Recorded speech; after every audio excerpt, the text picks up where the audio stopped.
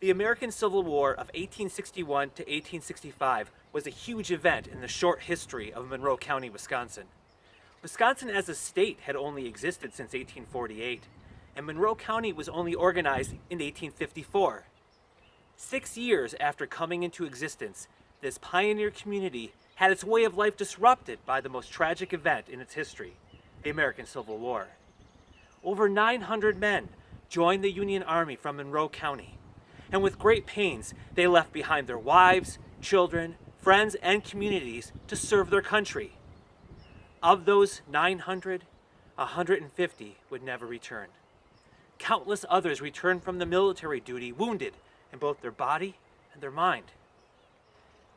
These Monroe County men, mostly volunteers serving in the infantry, were not seasoned military men trained for battle. They were mostly farmers whose strong sense of patriotic duty prompted them to put down their tools, leave their small towns and farming communities, and pick up a rifle to fight the battles that would take place in communities and places far, far from their homes. I'm Jared Roll from the Monroe County Local History Room and Museum in Sparta, Wisconsin. In this video, we're going to examine the weapon of the soldier and some of the training that was necessary to turn that farmer into a soldier of the Union Army.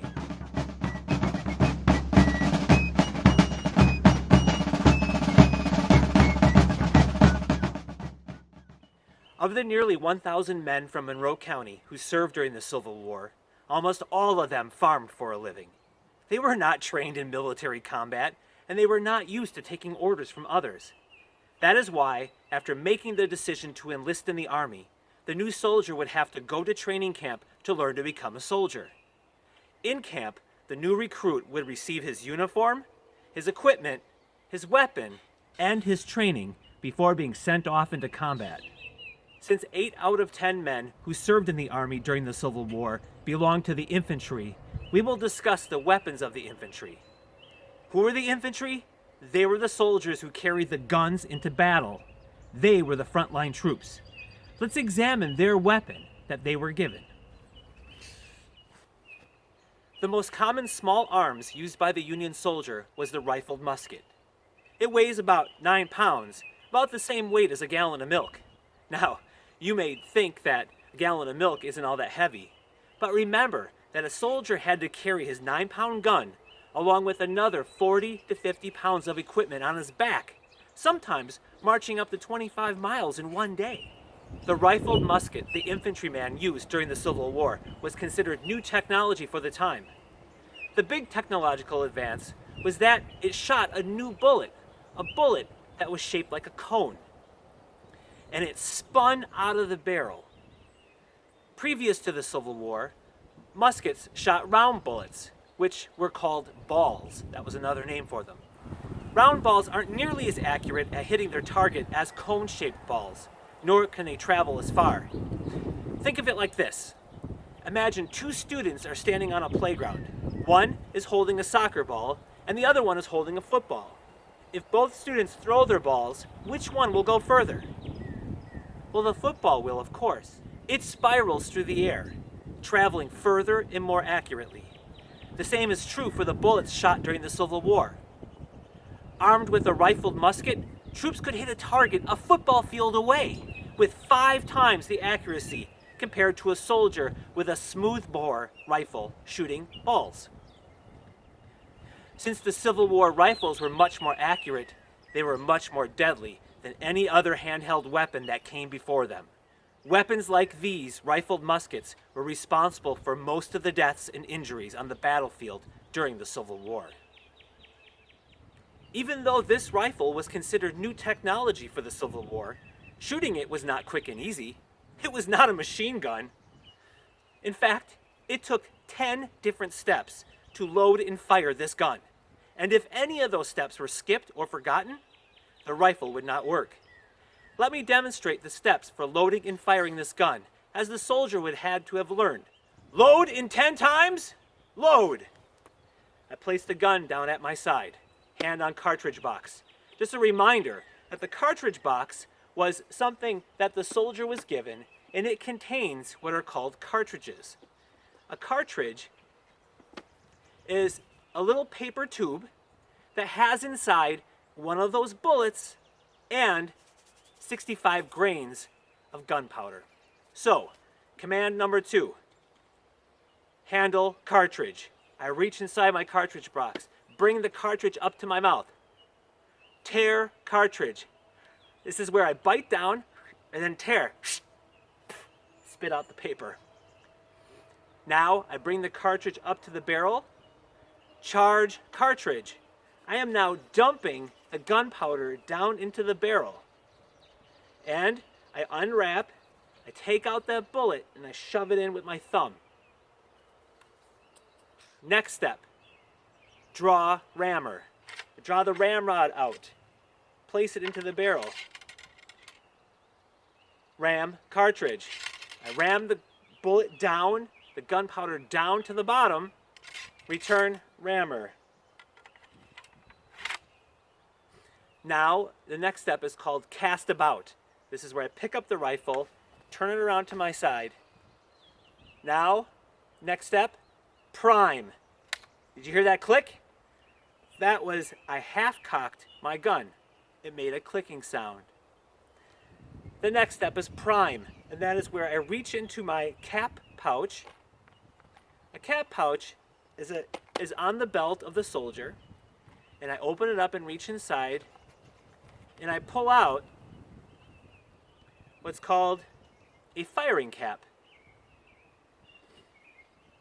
Now, during the prime step, I place the firing cap on the nipple of the rifle, right here. Next step. Ready, aim, fire! Recover arms. So, it took 10 different steps to load and fire this gun one time. A well-trained soldier could shoot 3 times in 1 minute. In addition to his cartridge box and cap pouch, the infantryman had to wear something else on his belt, and that's a bayonet. A bayonet is an accessory for the rifle to turn the gun into a spear during those battle moments when the enemy was too close for you to load and fire another shot. However, because the rifled musket was accurate enough to shoot your enemy from a great distance during the Civil War, soldiers would not need their bayonet as much as those who fought with the old type of rifle that shot the ball bullets during the Revolutionary War.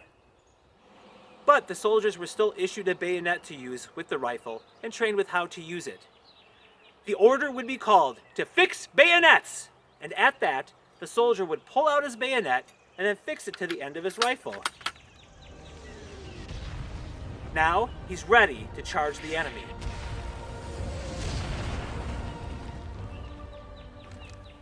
Now that the volunteer soldier has his gun, is he ready for combat? No. Not until he has proper training to fight alongside others. In camp, new soldiers had to learn something called drill. Now, drill was learning how to move and to fight as one complete unit, along with thousands of other soldiers. We have to remember that these armies that were fighting were massive. There were thousands of men on either side.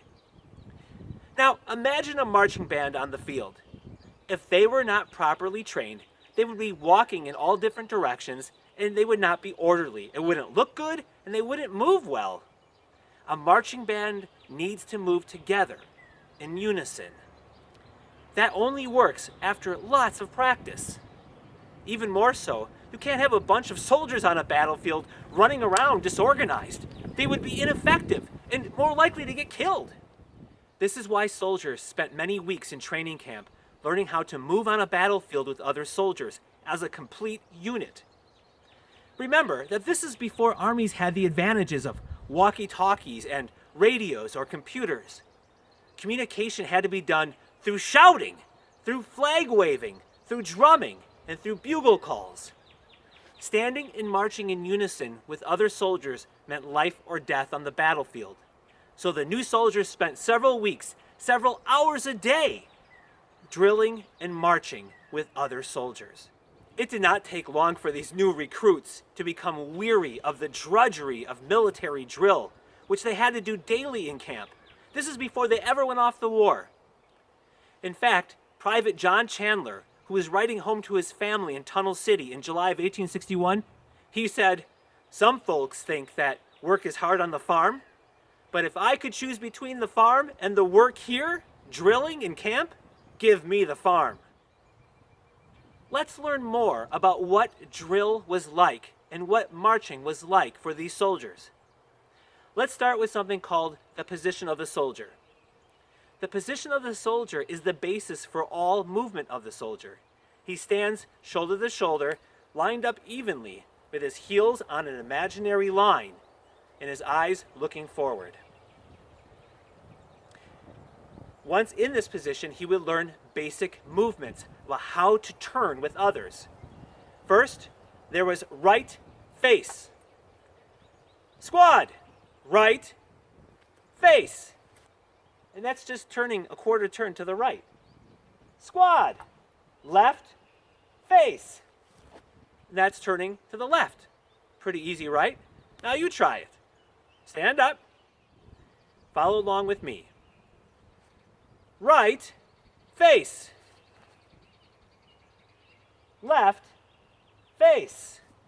Should be facing forward now. It's just a quarter turn. Left face. Be facing to the left. Right face. When the soldier had received the proper training for moving as a group, using his weapon, and fighting on a battlefield with the rest of his fellow soldiers, he's ready to serve the army as frontline infantry. During the Civil War, battles were fought in large open spaces to accommodate these massive armies. In large open fields, soldiers would line up, shoulder to shoulder, and fire their weapons at one time, sending a wall of bullets across the field at their enemy. This concentrated line of fire was a common military tactic for the time. That's how they fought battles. The problem was that when you have new weapons like the rifled musket, which is so accurate, and you have these old tactics of lining up as a wall of guys on a battlefield, all of a sudden, those tactics become very obsolete and deadly. They were designed for guns that didn't shoot far or that accurately. And with the rifled musket, the result was that many bullets found their target in the bodies of the opposing army. During a battle, the zip, zip, zip of the cone-shaped bullet called a mini ball. It was flying past your ears, and it was the sound of terror for the soldier.